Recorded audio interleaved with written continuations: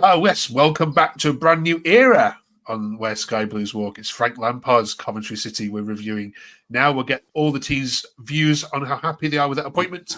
Plus, we're talking about MVE and just what is going on with him recently, the January window priorities for King and Coventry, and who is the Coventry City November Player of the Month. Welcome, Tom, Scott, Ben, and Jay to the 20 minutes of Coventry City chat. That's the quickest and most comprehensive review of all things Sky Blues. Let's get straight into it, shall we? Tom, Frank's your man. Are you happy with that? Yeah, I'm quite happy with it, to be fair. I thought he got quite a nice reception on Saturday when he came out at the beginning. I mean, I'm really happy with it, to be honest. I mean, he speaks really well. I watched his press conference when he joined. I noticed after the game against, who did he play the weekend ago? I forgot now. Cardiff. Who did we just play? Cardiff, that was it. Oh my God, wow. So after the game against Cardiff, so many games. I watched obviously the highlights on ITV, spoke after the game to them. He spoke really well, talks well. I'm quite confident. He likes to play attacking football, but just needs to sort out the defending because the defending is quite shocking now, to be honest. Well, you've already found out, haven't you, the media presence of him, given that ITV highlights arrived at Coventry for the first time in many years. Ben, are you happy with your man? Yeah, I'm happy. I'm excited. He needs obviously quite a bit of time, but I'm also impressed with the coaching team he's brought. To manage to get them in as well is a big plus for us, I think. And it's been a while since we've had some sort of people like that around, in my opinion. Jay, there was a couple of people that were very quick to comment. Base Gamer says he spoke very well after the game. I hope he acknowledges that it's the defence and the midfield that's a problem at Coventry. He's not got a magic wand. Obviously, you can't do too much in 2 days. There was another one that said we actually looked clueless today against Cardiff. The lads didn't look like they didn't know what they were supposed to be doing. And actually, one of them said, worst I've seen us play for a while. Cardiff are not a good side, so we're worried. So what did you make of his first team selection, first of all, and first performance? I think with the team selection, he would have got a lot of info, I guess, from Reece Carr, who took the last three games, actually, for us. So it's a bit difficult. Obviously, he had a 1.5 training session, 2 training sessions with the lads. So I'd imagine it will be predominantly the coaches that are currently there that are giving the advice of what players to play. So I wasn't really too concerned about the starting 11.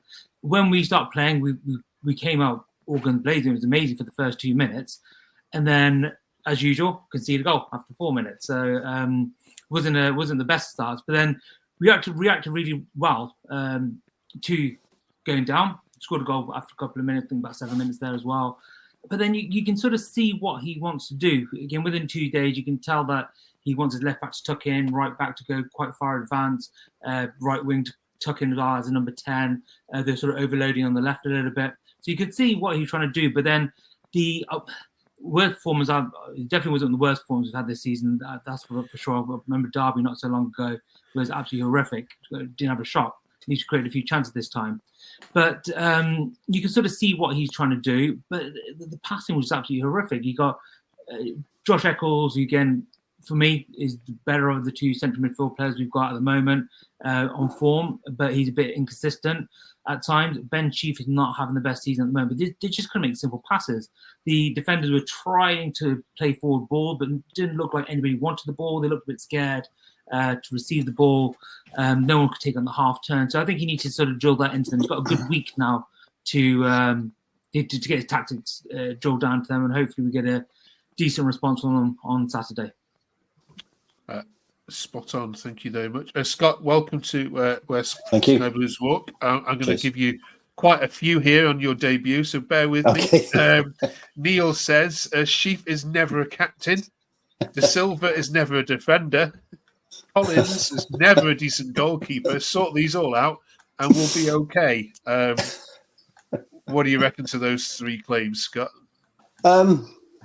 Well, I think Sheaf is a great player. I think, as Jay has said so far, and a few people have said, he's not had a great season so far based on, last season, 2 seasons, 3 seasons. He's had an injury.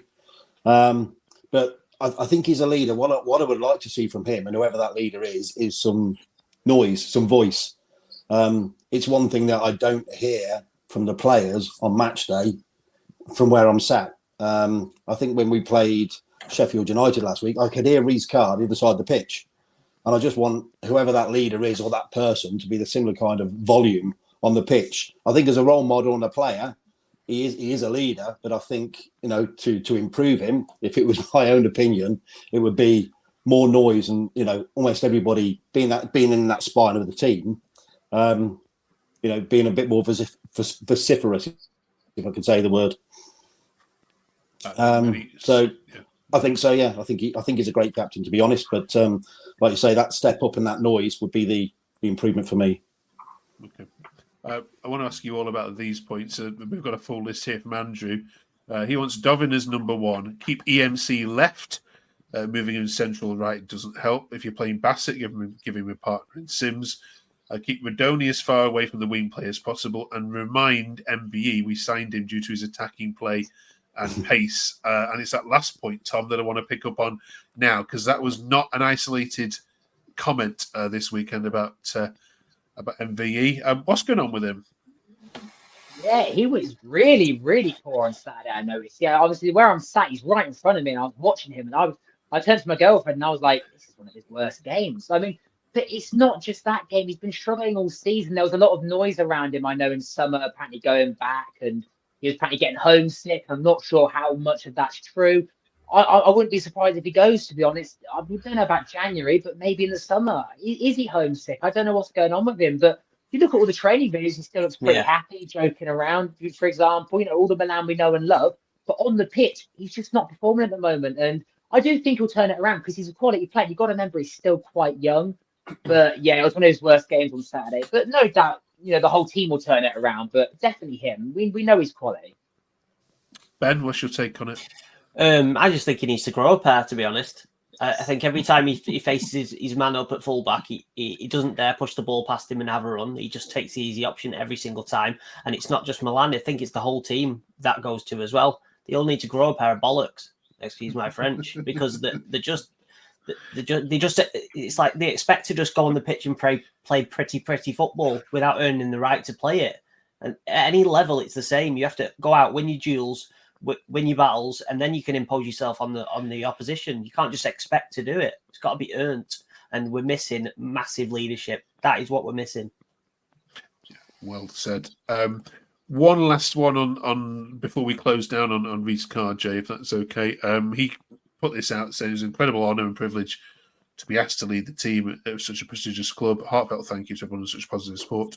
Looking forward to an exciting future for the football club. A final comment on the contributions of Reece Carr. We know there's only been a couple of games, but he did all right, didn't he, Jay? I thought he did really, really well. Obviously, he was getting a bit stick prior to Robbins being sacked because he used to sit there with the iPads, not really doing much. But he came in. He sort of he seems to be tactically sort of sound. He's changed a few things in game and stuff. He spoke really, really well, I thought, as well. So I think he won over quite a lot of Coventry fans during a difficult period of time. So George Boateng, unfortunately, left the club. But I was quite happy that Reece Carr stayed on. I think it's quite good to have one of the current staff members stay on rather than have a fresh, new whole coaching squad. As Ben mentioned earlier, I think it's absolutely fantastic. Coaches Frank Lampard brought in with him. I'm really excited about those two guys that have come in as well. But I think Reece Carr had won over quite a lot of people, and I do hope he stays there for the foreseeable future. Yeah. Okay. So he's got a full week of training ahead of him then, Scott. Millwall, though. Away at Millwall is probably as tough as away fixtures you can get. Of course, Joe Edwards was the Millwall manager last season for big parts of the season, who's now obviously working with Frank. What changes would you make to the starting 11 from Saturday to this weekend? I guess the key thing is I don't think we've got many changes that we can make, if I'm brutally honest. Sure. With the squad that we've got, to be brutally honest. Personally, I think I'd go for Dovin in goal, which is a bit of maybe a harsh decision to come straight in from a Frank perspective, see Bradley Collins and then ditch him after one game, but that would be my change personally. I think Millwall have a very physical side. They've also, I think they're unbeaten in the last 9 games. I don't think they've scored more than 1 goal in each of those 9 games, but they haven't let many in either. So we're scoring goals, but we're letting very sloppy goals in as well. But I think physicality might be the key thing. So I'd probably take Dovin out. I'd put Bidwell in if he's fit. And maybe, who knows, even Kitchen, if he wants this left back to tuck in and play as a centre back. Kitchen's left footed, got a bit of pace. He's certainly got some aggression about him, as long as he can control it. Him or Bidwell. Maybe start Torp, because I think he's been playing quite well lately, to be brutally honest. Who I would drop, I don't know.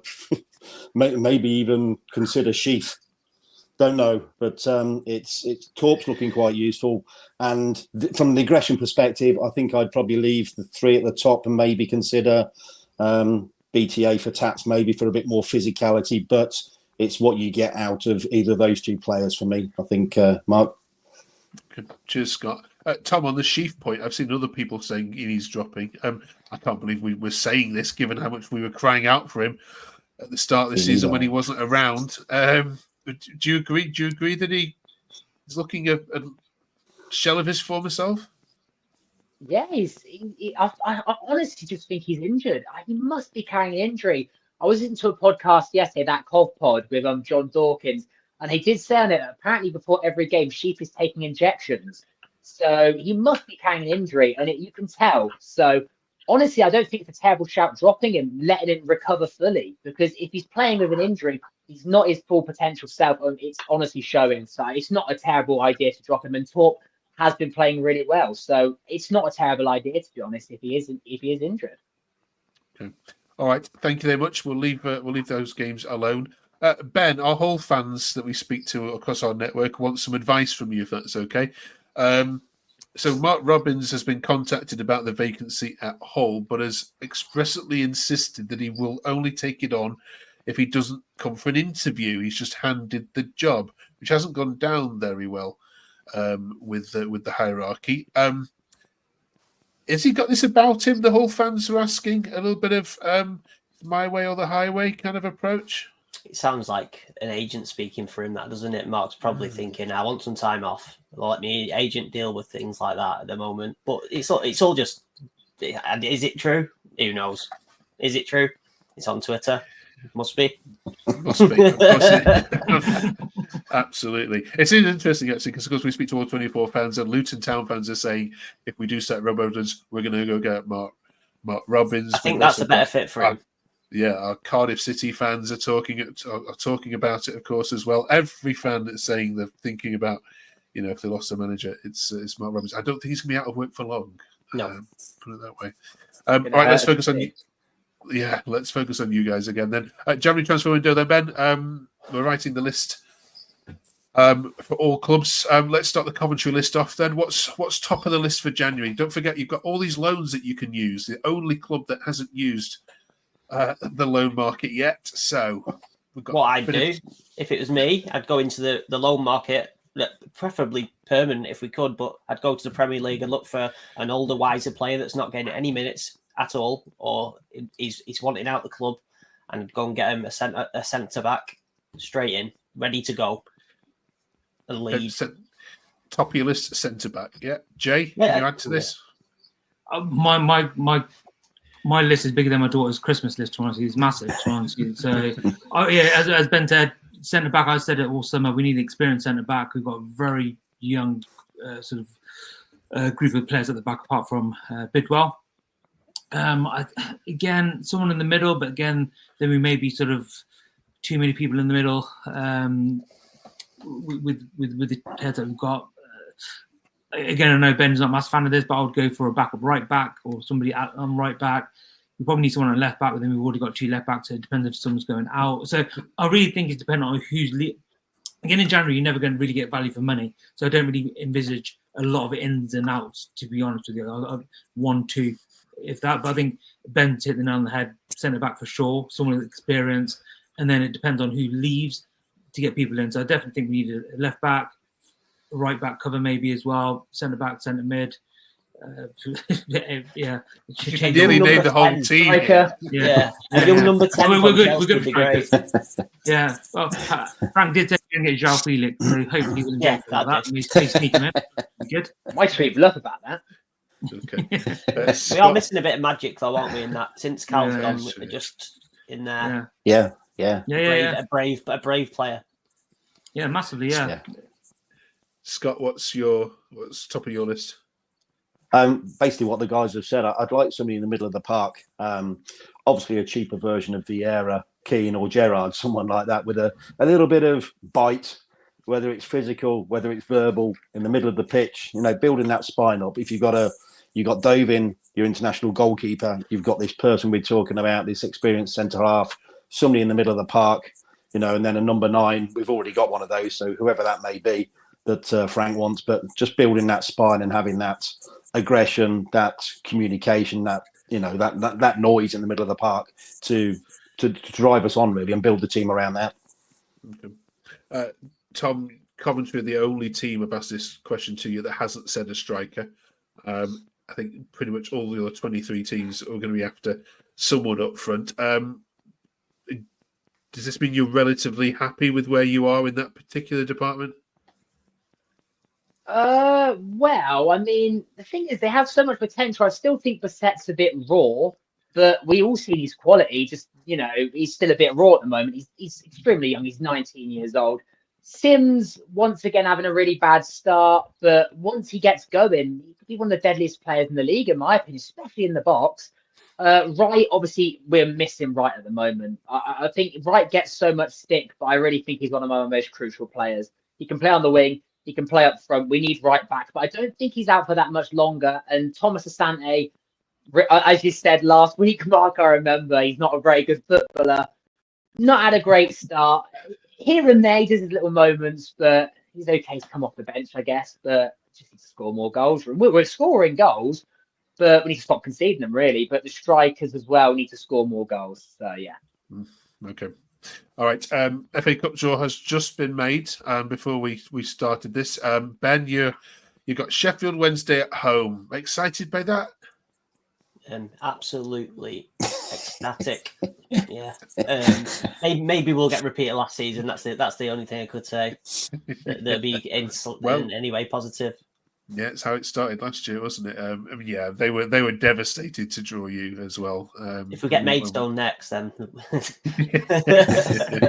spoke to them. Right, yeah. Let's do November Player of the Month. Then, before we do so, don't forget to subscribe if you haven't yet done so. We'd really love making this content for you. Press that button down there, just underneath Scott's name on your screen. Right, Player of the Month for November. Scott, you're first. Go on at this one. Who's impressed? I'd love to say Norman following the game against Sheffield United because I thought that was an outstanding performance. But I'd have to go for Eccles. Eccles has been my best player, I think, in November, to be brutally honest, Mark. I think he's done very, very well, I think, this season for the side. Been the better player by probably a distance for me. Yeah, brilliant. And someone who doesn't get enough plaudits in. Exactly. Jay, are you having Eccles? Yeah, but as per last month as well, I'll have Eccles. I think Hadji Wright was doing really well. Obviously, until he got injured. So I would have given it to Hadji Wright, but I think Eccles would have nicked it. But then saying that the last 2 games when Hadji Wright has been missing, Eccles hasn't had the best game. So one of those 2, I would say. Okay. Tom? To be honest, I was going to go Bassett at the first. Now I'm really thinking about it. Probably Eccles. I remember the back to that Middlesbrough game, and he was outstanding. But he has dropped off the past 2 games, and Norman's been really good. So it's between them 2, but I'm tipping towards Eccles. Okay, Ben, are you 4 for 4? I agree with Eccles, but if I had to go for someone different, even though we have conceded a lot of goals, I think Bobby Thomas has stepped up a bit. He's got himself a couple of goals, but you can't. He's whoever's in that defence is getting left open by the midfield anyway, aren't they? So, but yeah, Eccles. Okay, I'll give it to Lampard to take the job. You trying out for a midfielder. You wanted a Gerrard midfielder. You've got one in your dugout, haven't you? Stick him on. He probably could still do a job. These championship defences. Get John Terry in there as well. We're sorted. Yeah, Chelsea connections. That's a goal. Right. Thank you, you lot. Enjoy your that's that spine. Yeah. Enjoy your trip to Millwall. Always a lovely place to go. Be safe. We'll see you hopefully safely back here in 7 days' time.